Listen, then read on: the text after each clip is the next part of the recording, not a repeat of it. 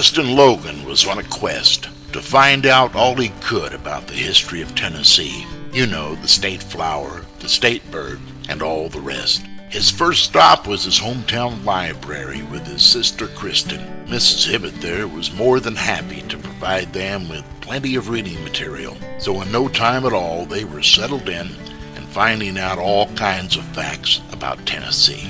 They didn't know that a fella named Hernando de Soto came through this part of the country in the year 1540. But it was another 250 years before folks like Davy Crockett were exploring and helping settle the region that would come to be known as Tennessee. 3 U.S. presidents hailed from Tennessee: Andrew Jackson, James K. Polk, and Andrew Johnson. And how about the state flower and the state bird? They're the iris and the mockingbird.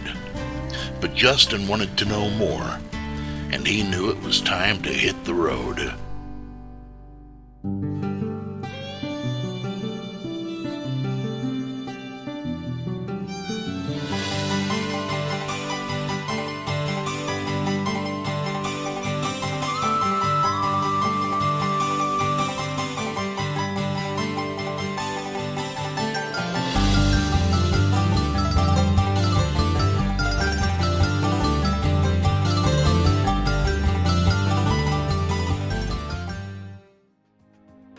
Clingman's Dome, the highest point in Tennessee. From way up here, Justin and Kristen can see for miles. You know, there's more to Tennessee than just black bears and Smoky Mountains. There's Knoxville, home of the University of Tennessee. There's the Sun Sphere from the 1982 World's Fair. Employment for this area is provided by corporations like Alcoa Aluminum, Eastman Chemical, and TVA. And let's not forget the thousands of visitors who come to Jonesboro each year in October for the International Storytelling Festival. In the year 1540, Hernando de Soto, along with 600 men and 200 horses, landed in what is today known as Florida. They marched up through territories later known as Alabama, Georgia, South Carolina, North Carolina, and Tennessee, eventually discovering the Mississippi River. The state of Franklin was set up in 1784 out of the westerly portion of North Carolina. Originally called Frankland, meaning free land, the name was changed shortly thereafter to honor Ben Franklin and perhaps curry support from Franklin himself. Governor John Sevier wrote Mr. Franklin asking for his help in establishing the young state.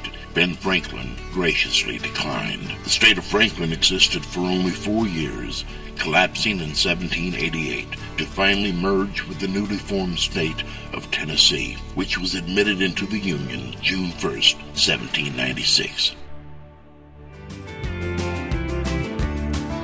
Memphis, King Cotton, home of the blues. Founded in 1817, Memphis is considered by many to be a city with the most diversified cultures. The Mississippi Delta providing the ideal environment for growing cotton, Old Man River to carry it off to the rest of the world, and the sorrows of life to inspire a style of music that has captured the hearts of millions and has influenced the development of other musical styles. Bluesman Robert Johnson once said, "Blues ain't nothing but a good man feeling bad." So it was inevitable that the blues would become a dominant factor in the area.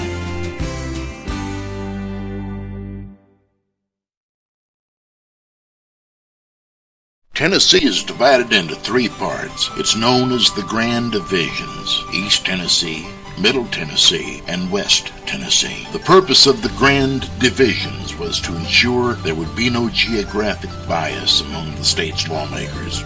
Everyone would be dealt with equally.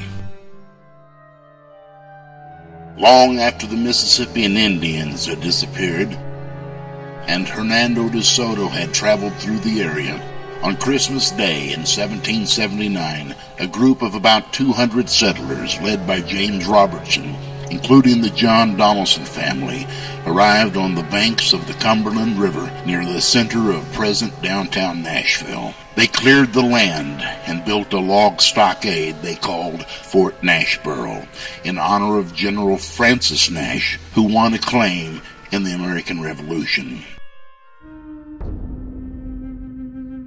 After the disastrous secession of the state of Franklin, North Carolina ceded its lands from the Allegheny Mountains to the Mississippi River to the federal government.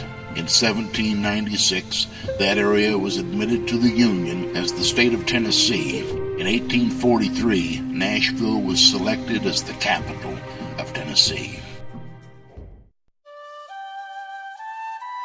Of all the major battles during the Civil War, one that stands as a major turning point is the Battle of Stones River under the command of General Braxton Bragg, December 31st, 1862. As one gazes across the narrow waters of Stones River today, it is difficult to imagine the carnage of a Civil War battle.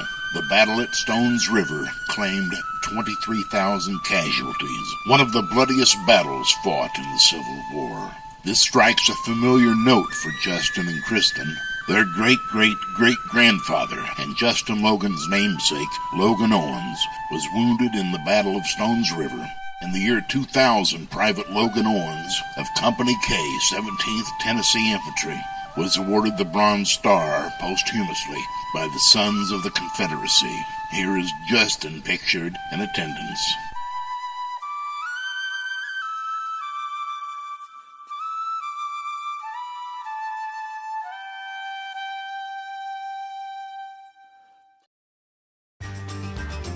Following the Civil War, Nashville picked up right where it left off. A growing community sitting on a busy riverport, building universities for higher education, hospitals, hotels, and young boys like this who had served in the war effort were now delivering papers from Printer's Alley, which boasted of more than 36 printing businesses. 1897 was the year of the Tennessee Centennial Expo, which celebrated Tennessee's entry into the Union in 1796, although it was technically a year late. The buildings in the expo were intended to last only temporarily, but Nashville had grown so accustomed to being called Athens of the South that they had a permanent reproduction of the Parthenon built, which remains today. Nashville might have been called the printing capital of the world, except a movement in country music established Nashville as Music City, home of the Grand Ole Opry, numerous record companies and recording studios, and thousands of talented people who call Music City home.